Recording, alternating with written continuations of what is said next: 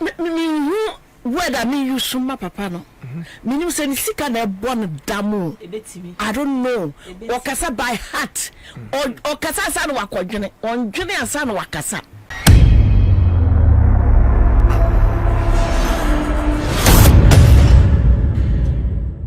Ye drew about war afise ya no obi ayehye ti unnim na mistake na wo koka obi dia obedi watemo no na atenie bi akoso anopa no me dropping video bi a na eye Ashanti regional minister etoto ema yenuanom esemfo onhwe ya e wo channel ye mu mesrew ba moden se obekwa kohwe watoto amane esemfo a enya semketo a wei ena Christiana Awuni woman of Nyash a owo Kumawood emu ye maame anti Nyash na ono ena etimi abobo na adwen ye de ama Wontumi wonsam bia waka ede ache NDC for around meter ye papa owura Mahama no ye maame Professor Jane Nana Opoku Ajeman nsem wa Christiana Awuni aka kire Wontumi no emu ohye emu ohu emu odu men say wo bere me waste two bundle and some na wode to dwa no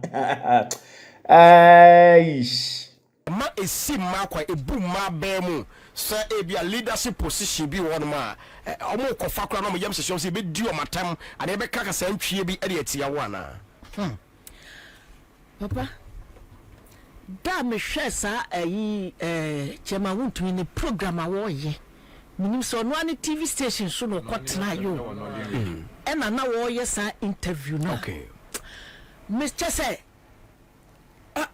me whether me you suma papa no minim say ni sika na born damu I don't know okasa by heart or kasa san wakodwene ondwene asan wakasa so why no eye chairman Wontumi na okoka say first time and then the first time I wodi mami na temu ni o wodi na tempen wodi womwade wose mami na nim se baifuo na nim se baifuo se wo hwe na nim ni se ya na wo hwe na nim na aye se what do you mean una wo no ekanye politics na aye fua wo be hu mami we hye no one on one adidi na tema na Debbie obefere no kra obefere no the profession chill more akosku ne makra chill who are you we do sika bon ho asafo hene ekeka wo so na udi nkrofo atem edi ematem wasanya kukudu asa betra se ka se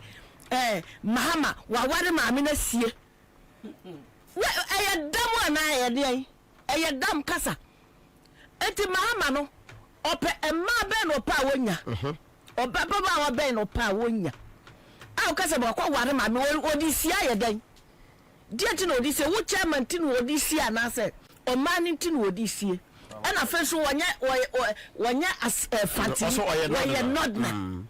What do you mean by that? Adia tribalism no but we not na kwaso ye nipa adia tribalism Munipa no Mr. Toilet amode na eba no ono no ye de ni ofiri Mr. Toilet here boy Mr. Toilet we ni Mr. Dobe sisi toilet amaye ni ejeja ye nine by heart mode na chi no ofiri he enya nof we na temba ako. This is the second time na me man warning me man warning so o say di ma me we attempt for the third time a man nyina wa Ghana ha be so de tia no because a man nyina je ma me na tum a man nyina je ma me na tum o ma di come and was o me pacho ye hu topa no so first time ma me na nka yeah second when nya aye ne de wo toa so enka me person ko me bisa se ko no a e ko de court onu na wasika otimi kwa court wo e fa lawyers akase atua mo kama mo di obitum sabi obi kwa ka se oteta twe o fa di pana kwa court o de le koy gan ha no kwa neta obi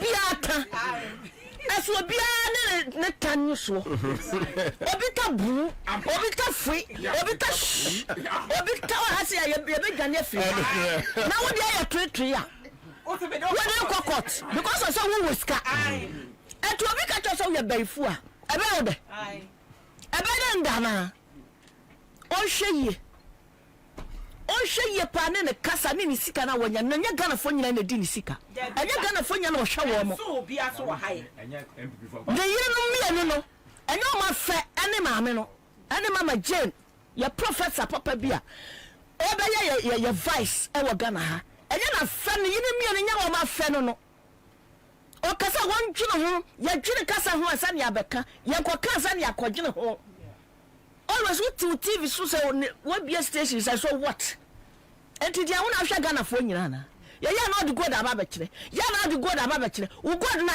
etonipa dabi etonipa ana wona hwa yen eya me ya papa ya me ya sheme obra o kan sa esa kama me so so na odi ne kokot na ma botwi di na chi e ma botwi so kokot sisi ya ma nyina be di na chi ya be di na chi ya be bo so di na chi ya be di na chi ya be di na chi adai enye manku ne be mo mako she ememe nyina osa me di na tambio no hwade she osa me di na tambio so ya be no person so wo sika wona control Ghana ha nyina wona ma okita nkwa e no chicha ma yen e na da sori a osa me di ma me na tambio for the third time and also parliament unna se wo mistake na wa no kotia wo bi se de obesi ya wo ni se de obesi akeka bi a kere wo no eno na wontumi ya mistake akoka ye maame Professor Jane Nana Opoku Ajemana ama Christiana Awuni enso so abema ne warning o se atoso mienu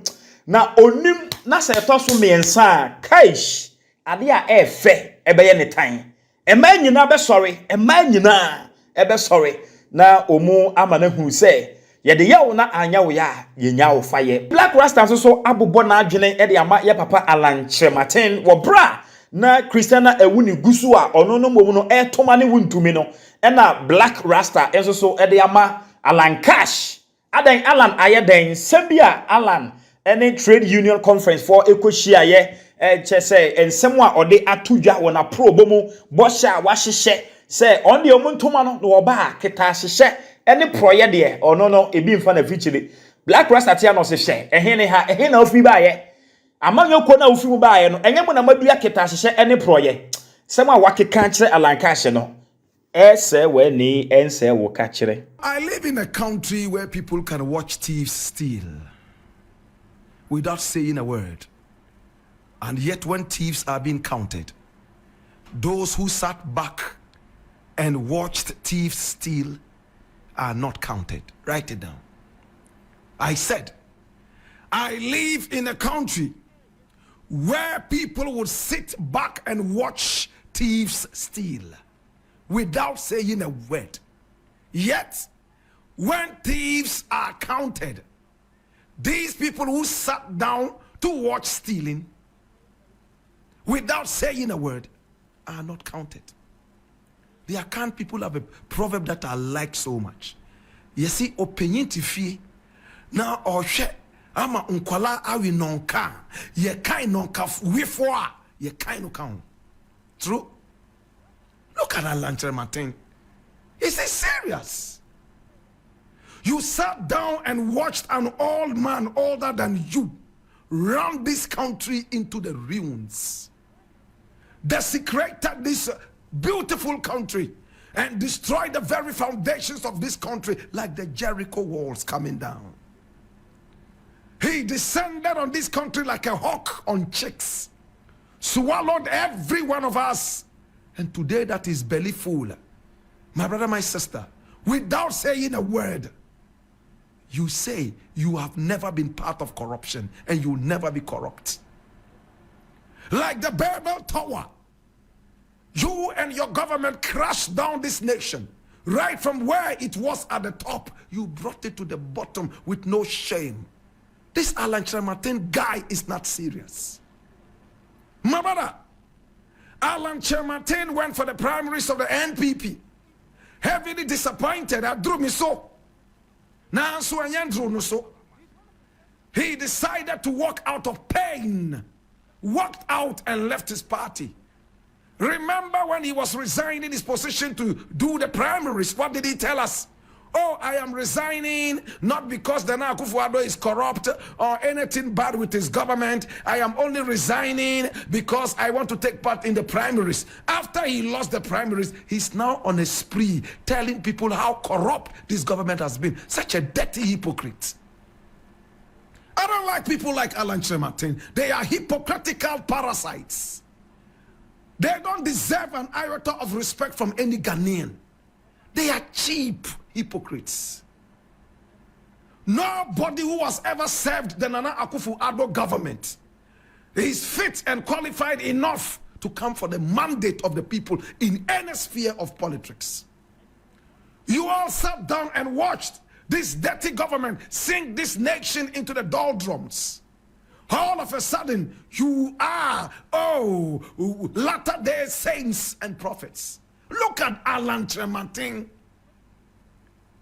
For so many years, you sat down and watched Nana Akufo-Addo ruin this nation. He was even proud to tell us that he was the one who told Akufo-Addo and insisted that we went to the IMF. Look at him. He's so happy telling us that he was the brain behind taking Ghana to the IMF. Today, he's telling us it's never been corrupt. When you were under Nana Akufo-Addo, enjoying all the goodies, running left, right, and center, everything was cooked and curried, right?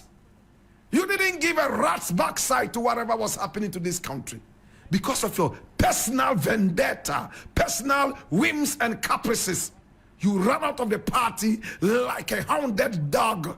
My brother, my sister, all of a sudden, he is telling us that he has never been corrupt and he will never be corrupt. My brother, the problem, I said this somewhere and I'm repeating it. The problem with our nation is not about those who humiliated us and hold us up, and the word is HOLED. Hold us up, in other words, put us in a hole. It's about those who stood by and could have saved us, but decided to watch unperturbed the humiliation and the holding up of our people. My brother, my sister, Alan Chematin, for me, is a joker, a hypocrite for that matter. Na watchi yemu ena Sami Jamfi goya Sami Jamfi enso so enya akonya ene Captain Smart ekohia ye na ono so napo me say obenu ne ho e wa asem we ya wakan e ho napo benu ne ho e wa asem a wakan e ho atani Sami Jamfi se na no wa ya wa toa mane napo but yenyina timetable we so you see minim baby a journey a handtime babeshe na pomuno ifri. I have always known him as a very arrogant person, but level no dia do ni dia you have known him too. Oh yes, and I will explain that to you because I'm certain that hwe okan ni nsem nyina wie no and ansem trofo ebisa ne say Ghana for say dum so na ekoso no mo per timetable o meeting their plan your lives una yeso afo a wo hwe nkeni aso wo yi ano say o say timetable omo say on per timetable no mo nkoye o timetable mere utuchi tu kasafon magana for sa te said ye wo ye nyankopon.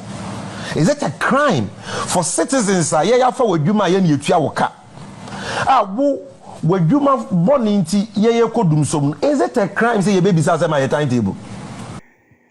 Sada me ka kire wo no abusua ye wo election year ti obia ye hye ye friend the survivor of the fittest ti ohonye den a ye kwaja wano nye den a ye di watam akọ unim na obeka yen di ebe di watam no enkrofo bi no wati ase edi abusua we tuma ni we na we so tuma ni we tuma ni we na we so tuma ni we ni nyina ye tumi ba akọ.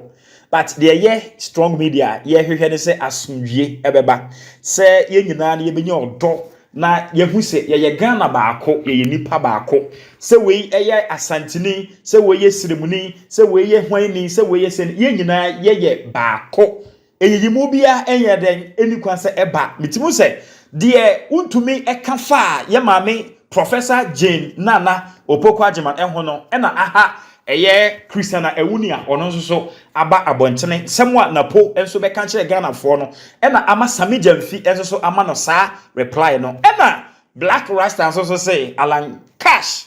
Once na wo Canada eye 2 minti e na o keka sansa no na wo keta hye ene proye no ahye wo ma aha eye strong media ya breaking it down e the amount kwan fa so a we can be chire we na we su ka be chire we no na hyase ene baadi a abedru no e na ye de emu chire mu ene breakdown nyina no ama wo no besew say obe subscribe to channel no na wo wi a wachire wadwen e wo comment section no wo ase ho na maka wo say e time herbal mixture ene prof at ene soya sene ema ye de dwumadie e bro aha e strong media edin no e de AJ medawase.